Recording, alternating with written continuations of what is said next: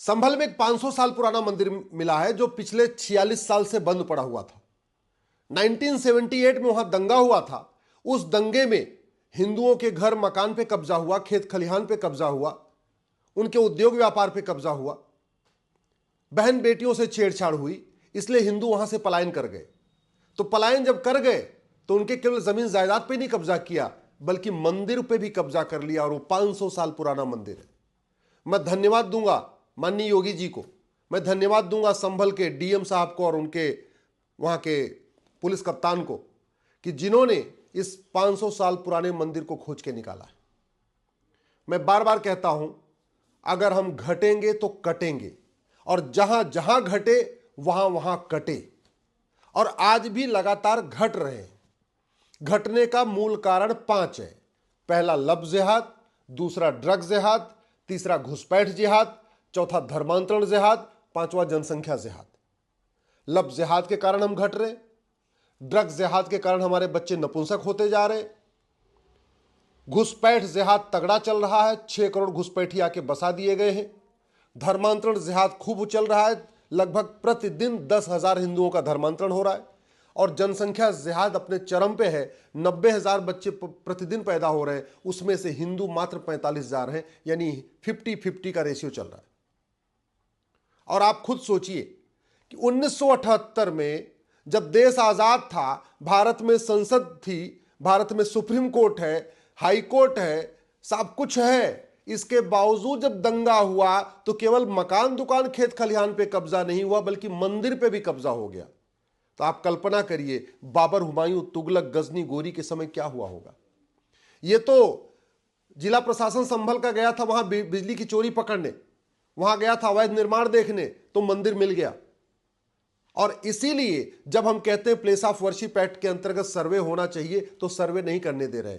ये तभी एक मंदिर मिला है जबकि जिला प्रशासन केवल बिजली की चोरी चेक करने गया था। अगर जहां जहां मुगलों के समय में मस्जिदें बनी हैं, वो इनफैक्ट सारी की सारी मस्जिदें हमारे मंदिरों के ऊपर बनाई हैं।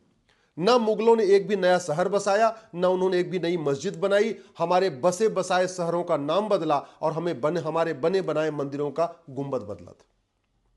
और ये जो डेमोग्राफिक इंबैलेंस है ना, इसका दुष्परिणाम ये है, आज की डेट में हम 9 राज्यों में खत्म हो चुके हैं। भारत में कुल 28 राज्य हैं, 8 केंद्र शासित प्रदेश हैं, टोटल हो गए 36। 36 में से 9 राज्यों में डेमोग्राफी बदल गई, यानी 25% राज्यों की डेमोग्राफी बदल चुकी है। और घटेंगे तो कटेंगे, और जहां घटे वहां कट चुके। 200 जिले हैं, उसमें से 800 जिले हैं, उसमें से 200 जिलों की डेमोग्राफी बदल चुकी है। 6,000 तहसीलों में से 1,500 तहसीलों की डेमोग्राफी बदल चुकी है। बॉर्डर के 300 तहसीलें हैं, उनमें 300 की 300 तहसीलों की डेमोग्राफी बदल गई है। और मूल कारण लव जिहाद, ड्रग जिहाद, घुसपैठ जिहाद, धर्मांतरण जिहाद और जनसंख्या जिहाद। मैं अपने सारे जो हमारे अग्रवाल समाज के, माहेश्वरी समाज के, मारवाड़ी समाज के और जैन समाज के हमारे जितने भामाशाह हैं, जो पॉलिटिकल पार्टियों को चंदा देते हैं, नेताओं को चुनाव लड़ने के लिए चंदा देते हैं, मैं उनसे हाथ जोड़ के कह रहा हूं, एक बार आप जिसको चंदा देते हैं उनसे कहिए ये जो 5 तरीके का जिहाद चल रहा है इसके खिलाफ कानून बनाएं। नहीं तो याद रखिएगा, आपके पैसे से ये नेता चुनाव लड़ रहे हैं, ये सांसद विधायक भी बन रहे हैं, लेकिन ये जिहाद अगर जारी रहा तो याद रखिएगा 20 साल के बाद आपकी ही बहन बेटियों को ये जिहादी उठा ले जाएंगे। आप पैसा दे रहे हैं और पैसा दे के आप जिहाद को बढ़ावा दे रहे हैं। इसलिए कह रहा हूं, जिसको आप चंदा देते हैं, चाहे वो पॉलिटिकल पार्टी हो चाहे नेता हो, उससे कहिए जिहाद के खिलाफ कठोर कानून बनाए। मैं अपने सभी आचार्य परम पूज्य शंकराचार्य जी से निवेदन कर रहा हूं, डेमोग्राफी बहुत तेजी के साथ बदल रही है। मैं अपने सभी मंडलेश्वर महामंडलेश्वर से हाथ जोड़ के आग्रह कर रहा हूं, मैं अपने सभी मठ मंदिरों को पुजारी से आग्रह कर रहा हूं, याद रखिएगा, मठ मंदिर बनाने से डेमोग्राफी में जो बदलाव हो रहा है ये नहीं रुकेगा। राम कथा करने से, भागवत कथा करने से जो जनसंख्या विस्फोट हो रहा है ये नहीं रुकेगा, कानून ही बनाना पड़ेगा। आपके रामलीला करने से, गौशाला चलाने से ये जो डेमोग्राफी में बदलाव हो रहा है ये नहीं रुकेगा। आपके भंडारा करने से ये जो डेमोग्राफी में बदलाव हो रहा है नहीं रुकेगा। कथा करने से, कीर्तन करने से जो डेमोग्राफी में बदलाव हो रहा है नहीं रुकेगा। याद रखिएगा, धर्म की जय करने से अधर्म का नाश नहीं होता, अधर्म का नाश करने से धर्म की जय होती है। आप जो कुछ कर रहे हैं, गौशाला चला रहे हैं, मंदिर बना रहे हैं, कथा करा रहे हैं, भागवत कथा करा रहे हैं, भंडारा चला रहे हैं, ये सब धर्म की जय है। और धर्म की जय करने से अधर्म का नाश नहीं होता। और दूसरा ये भी याद रखिए, भगवान राम का अवतार धर्म की जय करने के लिए नहीं, अधर्म का नाश करने के लिए हुआ था।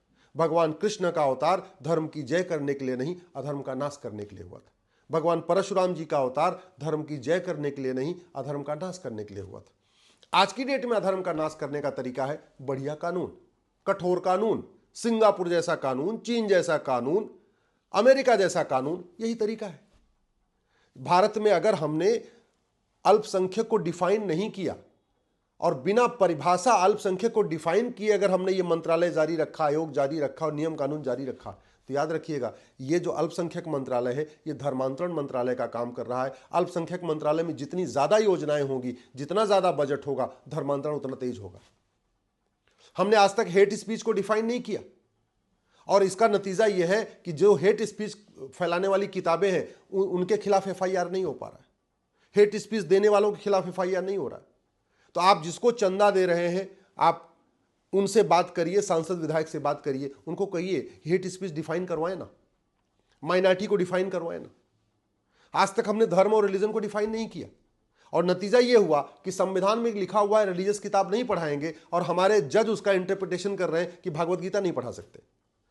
भागवत गीता, रामचरितमानस, वाल्मीकि रामायण, सत्यार्थ प्रकाश, ये मजहबी किताब नहीं है, ये हमारे धार्मिक ग्रंथ हैं और संविधान कहता है रिलीजियस किताब को नहीं पढ़ाना। लेकिन हमने चूंकि रिलीजन और धर्म को डिफाइन नहीं किया तो हो क्या रहा है, आर्टिकल 28 कहता है रिलीजियस किताब नहीं पढ़ाना और उसकी इंटरप्रिटेशन क्या हो रही है कि भगवत गीता भी नहीं पढ़ाना। आज हमारे सामने जो सबसे बड़ा खतरा है जनसंख्या विस्फोट का, वो तब रुकेगा जब कठोर कानून बनेगा। याद रखिएगा, मठ मंदिर बनाने से या कथा करने से या धर्मशाला चलाने से या गौशाला चलाने से या भंडारा करने से जनसंख्या विस्फोट नहीं रुकेगा, उसके लिए तो कानून बनाना पड़ेगा।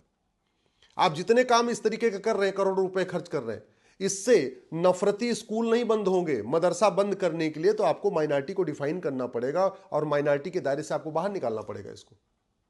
आप जितने भी जिहाद चल रहे हैं, लब जिहाद, ये कानून से ही रुकेगा। ड्रग जिहाद कानून से ही रुकेगा, घुसपैठ जिहाद कानून से ही रुकेगा, धर्मांतरण जिहाद कानून से रुकेगा। तो आप जो एफर्ट कर रहे हैं वो सारा धर्म की जय है और धर्म की जय से अधर्म का नाश होता नहीं। हां, अधर्म का नाश करने से धर्म की जय होती है।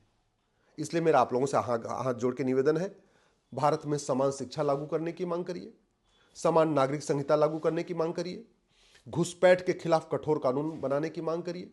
मैं माननीय मुख्यमंत्री से भी आग्रह करता हूं, आपने जिस तरीके का बोल्ड स्टेप लिया है और जितना प्रशासन को आपने पूरी स्वतंत्रता दे रखा है कि वो कानून के हिसाब से काम करें, मेरा आपसे ये भी आग्रह है। और खास तौर पे मैं पूरे उत्तर प्रदेश के सभी कप्तान और कलेक्टर से आग्रह करता हूं, जहां घुसपैठिए मिले उनको पकड़िए और घुसपैठियों और उनके मददगारों के खिलाफ आप 5 धारा लगाइए, एनएसए लगाइए, यूएपीए लगाइए, वेजिंग वॉर लगाइए, देशद्रोह लगाइए, गैंगस्टर एक्ट लगाइए। घुसपैठियों और उनके मददगार का मतलब जो घुसपैठियों का आधार बनाता है, राशन कार्ड बनाता है, ड्राइविंग लाइसेंस बनाता है, वोटर आईडी बनाता है, बर्थ सर्टिफिकेट बनाता है, जो भी कुछ करता है, उनके खिलाफ भी ये 5 धारा लगाइए। मैं गारंटी के साथ कहता हूं घुसपैठी अपने आप भाग जाएंगे और आने वाले टाइम में कोई घुसपैठियों की मदद नहीं करेगा। मैं माननीय मुख्यमंत्री से निवेदन कर रहा हूं, आपने धर्मांतरण कराने वालों पर एनएसए लगा दिया लेकिन बाकी धाराएं नहीं लगी है। आप धर्मांतरण कराने वाले मिशनरियों, जिहादियों और उनके मददगारों जो उनकी मदद करते हैं, भारत के सफेद पोस्ट, चाहे वो सांसद हो, चाहे विधायक हो, चाहे पार्षद हो, चाहे प्रधान हो, उनके खिलाफ आप एनएसए लगवाइए, यूएपीए लगवाइए, वेजिंग वॉर लगवाइए, देशद्रोह लगाइए, गैंगस्टर एक्ट लगाइए। जो घुसपैठियों और धर्मांतरण कराने वाले मिशनरियों, जिहादियों की मदद कर रहा है, इनकी प्रॉपर्टी जब्त करिए, इनकी नागरिकता खत्म करिए, इनको आजीवन कारावास देने के लिए व्यवस्था करिए, फास्ट ट्रैक कोर्ट बनाइए। मैं गारंटी के साथ कहता हूं धर्मांतरण भी बंद हो जाएगा।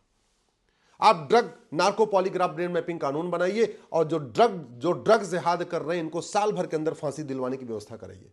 मैं कह रहा हूं धर्मांतरण भी रुक जाएगा।